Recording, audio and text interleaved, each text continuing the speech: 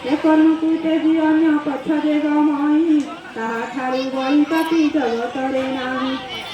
ଋଷିଏ କହନ୍ତି ଦେବ ଅନୁଗ୍ରହ କର ପାପୀମାନଙ୍କର ଦଣ୍ଡ କିପରି କଠୋର। ଯଦୁପତି ଯେଉଁପରି ଦଣ୍ଡତି ତାହାଙ୍କୁ